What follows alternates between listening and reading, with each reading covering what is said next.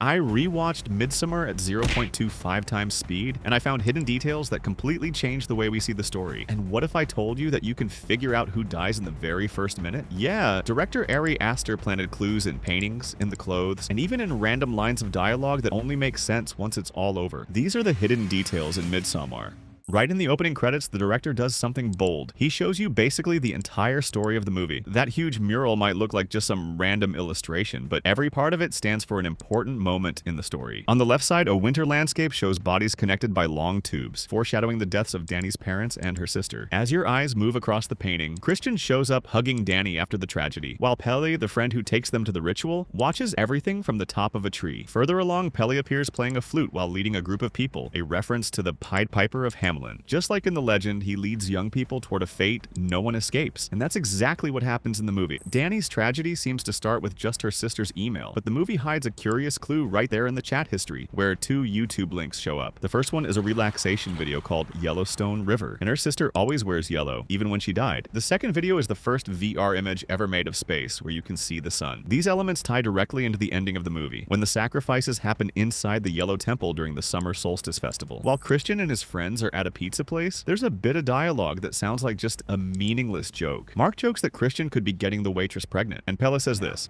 And don't forget about all the Swedish women you can impregnate in June. The line sounds like a joke, but it works as one of the biggest bits of foreshadowing in Midsommar, the mating ritual that Christian gets pushed into later in the movie. Later, when the camera moves through her parents' apartment, there's a photo of Danny on a shelf, discreetly placed with flower crowns on top of it. It's an easy thing to miss, but it ends up foreshadowing the moment she's crowned at the end of the movie. Danny's apartment also reveals a lot about her emotional state. While she's trying to deal with her grief, the set is filled with dried up plants and barely any life. It's not just decoration. The art direction turns the space into a reflection of the main character. Everything around her seems to be dying right along with her. By the end, that contrast flips completely. Still in this scene, a painting shows up quietly on the wall, an illustration based on Sagan om de fyra Stortrollen by the Swedish artist John Bauer. In it, a girl wearing a crown leans in to kiss a bear on the snout. It looks like just a nod to Scandinavian folklore, but later it takes on a whole other meaning. Danny is crowned May Queen, while Christian is placed inside a bear's skin and burned alive as the final sacrifice. The painting ties both of their fates together in a single image, long before the trip even happens. Behind Christian, there's also an innocent-looking painting known as Girl Picking Flowers. And well, as the story moves forward, it becomes clear that this figure also foreshadows Danny's fate, with a deep connection to flowers. Before the trip, the director already shows you that the relationship between Danny and Christian is doomed. In a conversation where the couple argues about him going to Sweden with his friends and never mentioning it, Christian shows up reflected in a mirror, creating a visual barrier between the two of them. The detail drives home that they're together physically, but emotionally separated. Throughout the film, Christian often talks about Danny to other people, but he rarely has genuine conversations with her. The mirror in this scene visually reinforces the emotional distance between them. The movie also starts hiding references that go beyond Scandinavian folklore. One of the most popular theories is that Midsommar is a dark version of The Wizard of Oz. Just like Dorothy, the characters leave a gray world for one full of color. Except here, nothing is magical. Pelle leads the group through a field of yellow flowers, echoing the yellow brick road. Mark would be the scarecrow for his lack of brains and for ending up stuffed with straw. In fact, there's a scene in the apartment where you can see the character's photo on top of the fridge. Josh reminds you of the Tin Man, driven only by academic logic. And Christian is the cowardly lion, unable to make a decision the entire movie. And, ironically, he ends up trapped in a bear's skin. While the group is talking before the trip, check out this shot with Pelle. The foliage over his head looks a lot like the one he wears at the end. And during the car ride to Horga, one of the most subtle and clever camera moves in the whole movie happens. As the characters drive down the road lined with trees, the camera slowly rotates until the image is completely upside down. It's a shot that lasts only a few seconds, but it completely changes the way we see everything that comes after. From that moment on, the characters cross an invisible border. It's not just a change of country, but a change of reality. Like in fairy tales, they step into a place where the rules they know no longer exist. Before reaching the community, the group decides to take mushrooms for the first time, and that's when Danny panics after hearing the word family, showing that grief is still chasing her.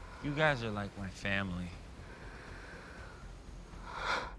She runs to the bathroom. When she looks in the mirror for just a split second, her sister's face appears right in the corner, still wearing the mask connected to the gas tube. And it all happens so fast you can barely catch it, and her family is going to show up again later in the movie. But we'll get to that in a bit, right when they arrive at the community. Before they even meet a single villager, the group walks under a huge wooden gateway shaped like a sun. It looks like just a detail of the local architecture, but it works as a symbolic border. Once they cross it, they enter a place where all the rules change. In Horga, light never means safety. Just the opposite. It exposes everything everything the characters are trying to hide, from their traumas to their most private conflicts. It's as if, by crossing that gateway, each of them handed their own mind over to the community. And nobody shows that more clearly than Danny. And in this sequence, there's another important thing. At first glance, it looks like Danny only goes to Sweden because Christian decides to bring her along at the last minute. But one detail shows that it was all part of Pele's plan from the start. As soon as the group gets to Horga, the villagers and Pele's father greet everyone warmly, but they save one special line just for Danny.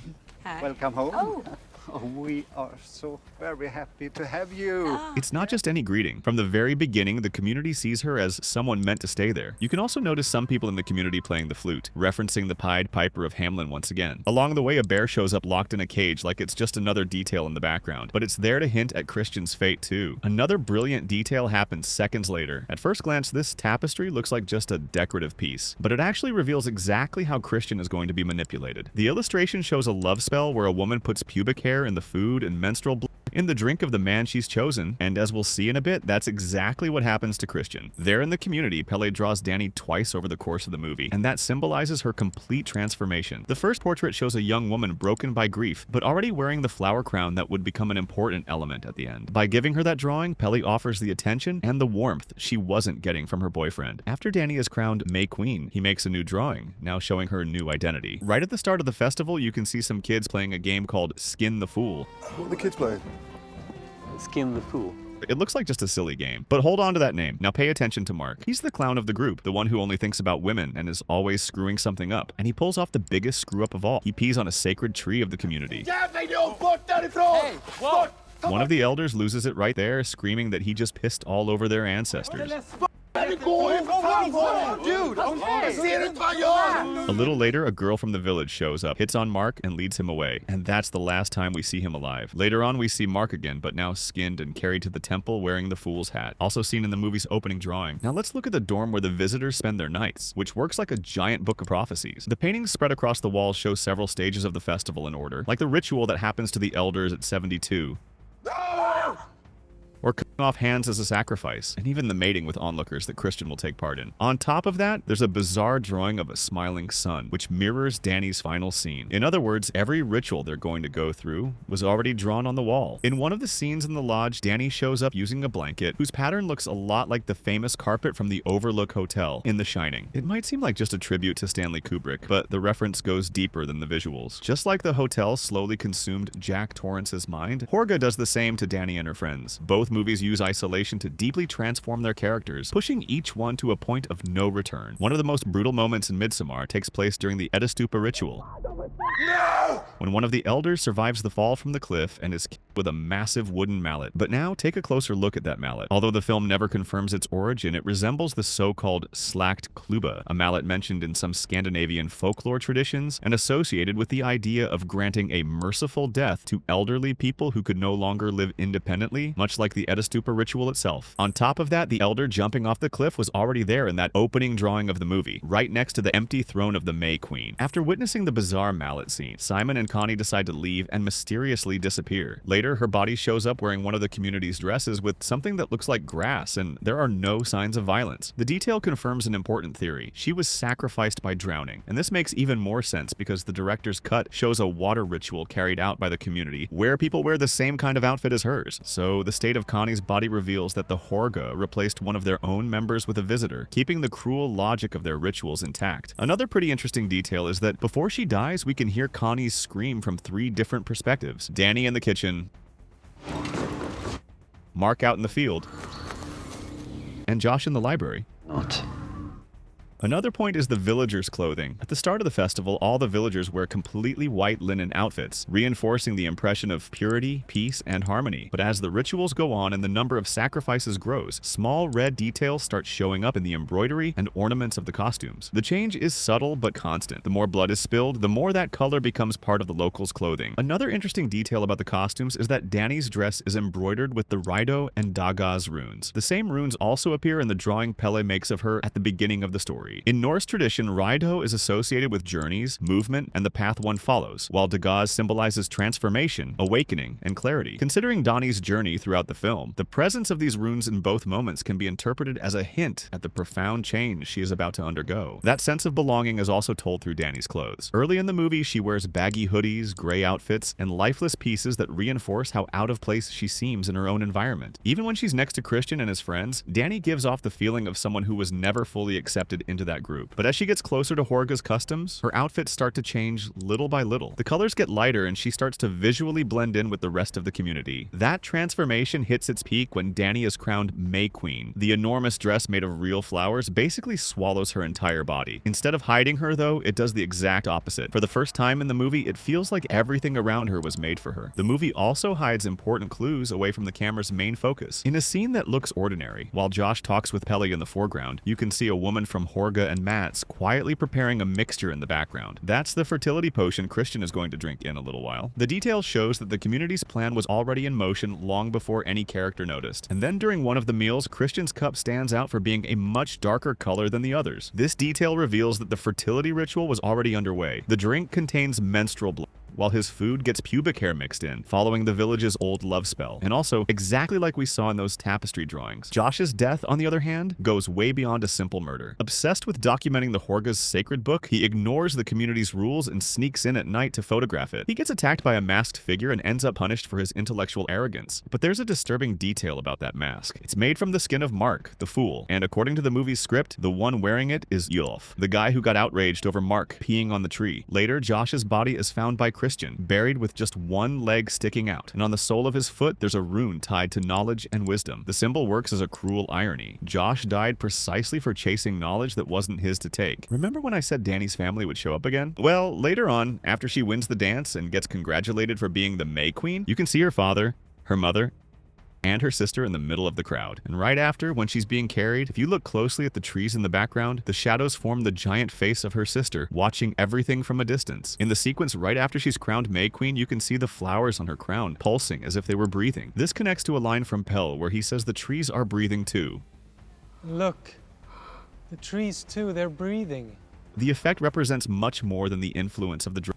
It's the moment she finally feels part of the community and starts to see Horga as her new home. While Danny receives symbols tied to growth, Christian wears a tunic marked with a rune that means the exact opposite. It's the inverted algaes, a symbol traditionally linked to the loss of protection, vulnerability, and sacrifice. The moment Danny finds out about Christian's betrayal is way more important than it seems. Up until then, she spent the whole movie holding back her pain so she wouldn't bother anyone, especially her own boyfriend. But when she breaks down in the lodge after seeing Christian with another woman, something completely different happens. Instead of letting her cry alone, the women of Horga kneel down around her and start breathing, screaming, and sobbing in the exact same rhythm as her. Seriously, this scene is so good. Florence Pugh, the actress who plays Danny, absolutely nailed it here. It's an extremely uncomfortable scene, but also a revealing one. This community doesn't try to calm the pain, it shares it. When Christian walks into the barn looking for Simon after the ritual, we get one of the most disturbing images in the movie. Simon shows up hanging with his back completely opened up and his lungs pulled out of his body, forming something that looks like wings. This scene is inspired by the so-called blood eagle, an ancient method described in some Norse sagas, where the ribs were spread open to create the look of a bird. But Horga takes this ritual even further. Simon isn't just executed. His body is turned into part of the ceremony, with flowers placed over his face like he's just another piece of the decoration. When Christian is knocked out, if you pause the image and look right there in the corner, you can see Pell watching the whole thing, and there almost seems to be a certain satisfaction on his face. Triangles appear repeatedly throughout Midsommar and are far more than just an aesthetic detail. They can be seen in the architecture, decorative patterns, and most notably in the Yellow Temple where the final sacrifice takes place. Throughout the film, this geometric shape visually reinforces a sense of order, ritual, and inevitable fate, as if every character is being guided toward a single ending from which they cannot escape. There's a number that keeps repeating over and over in Midsommar: 9. It's 9 p.m. The name Midsommar itself has 9 letters. The festival happens every 90 years and lasts exactly 9 days. And let our 9-day feast commence. The villagers' lives also follow multiples of that number, with phases that end at 18, 36, 54, and 72. What happens at 72? Which is when the cliff ritual takes place. In total, the story requires 9 sacrifices to complete the ceremony. We're on 9, offering. This repetition isn't a coincidence. In Norse mythology, 9 represents wholeness and renewal, tied to the 9 worlds held up by Yggdrasil. The director uses this pattern to show that everything in Horga follows a rigid, inevitable order. On screen, there's a video where we show the fates worse than death in horror movies. Click it and watch. See you there.